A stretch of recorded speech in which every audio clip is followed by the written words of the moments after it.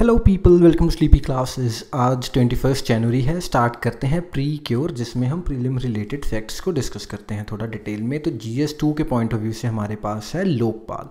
तो Lokpal as an institution की अगर हम बात करें तो इसमें एक चेयरपर्सन है एंड 8 मेंबर्स हैं। तो चेयरपर्सन के लिए कुछ क्राइटेरिया है, जैसे एक जो भी चेयरपर्सन होंगे वो या तो चीफ जस्टिस ऑफ इंडिया होने चाहिए या फिर रिटायर्ड होने चाहिए as a chief justice of India, या फिर जज ऑफ सुप्रीम कोर्ट जो कि प्रेजेंटली सर्विंग है, या फिर रिटायर्ड, या कोई ऐसा एमिनेंट पर्सन जो एलिजिबिलिटी क्राइटेरिया को जो क्राइटेरिया स्पेसिफाइड है हमारे लोकपाल एक्ट में उसको फुलफिल करता हो।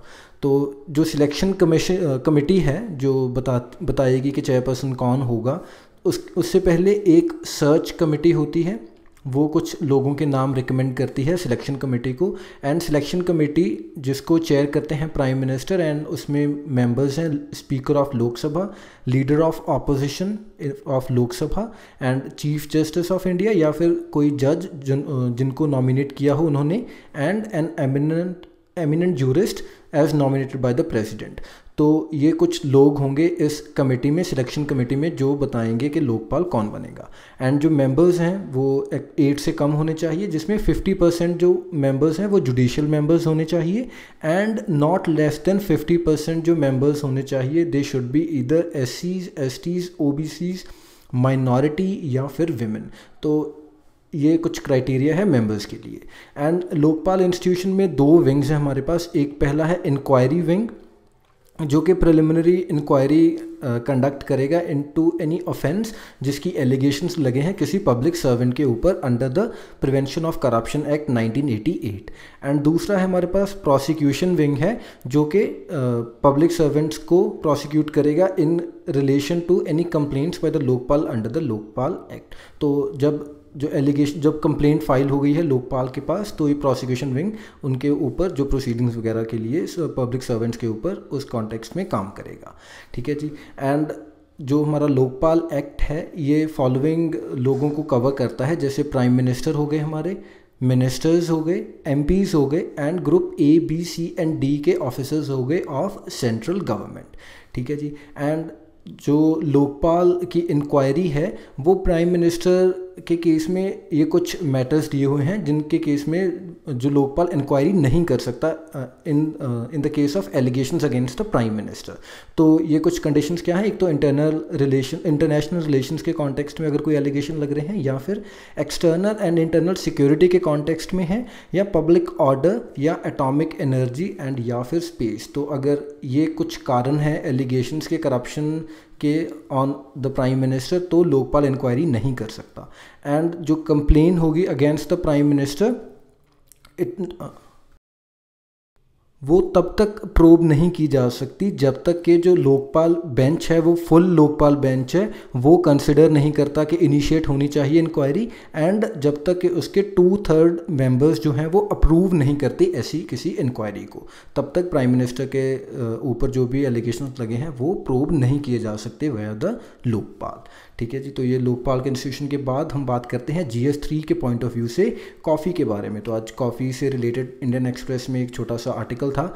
तो हम जानते हैं कि जो प्रोडक्शन है कॉफ़ी की इन जो इंडिया, वो डोमिनेट करता है कर्नाटका। तो 71% जो प्रोडक्शन है वो कर्नाटका में होती है, उसके बाद केरला है, तमिलनाडु है, एंड फिर कुछ नॉर्थ ईस्टर्न स्टेट्स भी कंट्रीब्यूट करते हैं कॉफ़ी प्रोडक्शन में, एज वेल एज जो हमारे ईस्टर्न स्टेट्स हैं जैसे उड़ीसा एंड वेस्ट बंगाल भी इसका कुछ कंट्रीब्यूशन देते हैं अपना कॉफ़ी की प्रोडक्शन में। एंड जो इंडियन कॉफ़ी है it is said to be the finest coffee. तो इन शेड ग्रो की जाती है इंडियन कॉफ़ी, एंड ये फाइनेस्ट कॉफ़ी है as compare to the direct sunlight coffee जो कहीं भी दुनिया में उगाई जा रही है, उसके कंपैरिजन में Indian coffee is the finest. And जो रीसेंट एक स्टडी हमें बता रही है कि 60% of all coffee species are at the risk of extinction. तो 60% के अराउंड जो भी कॉफ़ी स्पीशीज़ दुनिया में ग्रो कर रही हैं वो उनको ख़तरा है फ्रॉम डिजीज़, या तो बीमारियों से, या फिर क्लाइमेट चेंज से, या फिर जो सूटेबल स्पेस है जो होनी चाहिए कॉफ़ी के लिए टू ग्रो कॉफ़ी, वो डिटीरियोरेट हो रही है।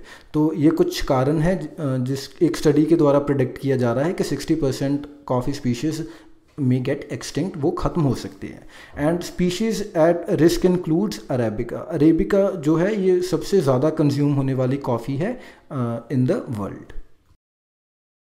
एंड ऑलमोस्ट जो 60% कंजम्पशन है वर्ल्ड वाइड वो अरेबिका की ही होती है। उसके बाद दूसरे नंबर पर हमारे पास रोबस्टा कॉफ़ी है। ठीक है जी।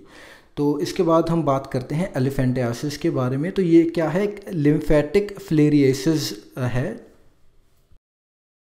इसका जो दूसरा नाम है। एंड ये एक निगलेक्टेड ट्रॉपिकल डिजीज़ की कैटेगरी में फॉल करता है। इसमें बेसिकली होता क्या है, जो हमारा लिम्फेटिक सिस्टम है वो एम्पेयर हो जाता है, वो डिस्टर्ब हो जाता है एंड एबनॉर्मल एनलार्जमेंट हो जाती है बॉडी पार्ट्स की। तो जो हमारा स्क्रोटम होता है वो ऐसे फैल जाता है and it starts falling type. तो बॉडी पार्ट्स की एनलार्जमेंट के अलावा जो पेन हो सकती है, सिवियर डिसेबिलिटी हो सकती है एंड एक सोशल स्टिग्मा भी बन जाता है क्योंकि काफ़ी विजुअली अपीलिंग नहीं रहता फिर। एंड जो इन्फेक्शन है ये होती है फ्लेरियल पैरासाइट्स के थ्रू, जब उनको जो मॉस्किटोज़ हैं वो ट्रांसमिट कर देते हैं ह्यूमन बॉडीज़ में। तो जो मेजर कॉज है इसका क्या है, फिलेरियल पैरासाइट्स। ठीक है जी। एंड इंडिया ने इनफैक्ट इसको एलिमिनेट करने के लिए कई बार टारगेट्स भी रखे हैं। जैसे सबसे पहले 2015 टारगेट रखा था कि हम एलिमिनेट कर देंगे एलिफेंटाइसिस को, लेकिन वो नहीं हो पाया। फिर 2017 किया, तब भी नहीं हम अचीव कर पाए एंड नाउ इट इज़ 2020। ठीक है जी। एंड इसको ट्रांसमिट मॉस्किटोज़ कर सकते हैं, जैसे क्यूलेक्स मॉस्किटो है, एनोफिलीज है, एडीज़ है। तो ये सभी जो मॉस्किटो के टाइप्स हैं ये रिस्पॉन्सिबल हैं to transmit the filarial parasites into the human body. And infection जो है is usually acquired in childhood, लेकिन जो हिडन डैमेज वो करते रहते हैं to the lymphatic system and पता नहीं चलता। तो इसके बाद होता क्या है कि जब द पर्सन ग्रोज अप तो ऐसे थोड़े सिम्टम्स आने शुरू हो जाते हैं and eventually the person falls prey to the disease. And इसकी जो ड्रग्स हैं वो ये 3 ड्रग थेरेपी रिसेंटली ही स्टार्ट की गई है। तो इसमें डाईएथाइल कार्बामेज़ाइन सिट्रेट है, एल्बेंडाजोल है एंड आइवरमेक्टिन है। तो ये 3 डिजीज हमारे ड्रग्स हैं जो इम्पॉर्टेंट है एलिफेंटाइसिस के कॉन्टेक्स्ट में, इनको याद रखना है आपको। इसके बाद ये कुछ एरियाज़ मैप के ऊपर मैं दिखा दूँ आपको। जैसे अगर आप ऑब्ज़र्व करें तो या तो कोस्टल स्टेट्स हैं जो ज़्यादातर केसेस जहाँ पर पाए जा रहे हैं फिलेरियासिस के, एंड या फिर जो पुअर स्टेट्स हैं जैसे यूपी बिहार।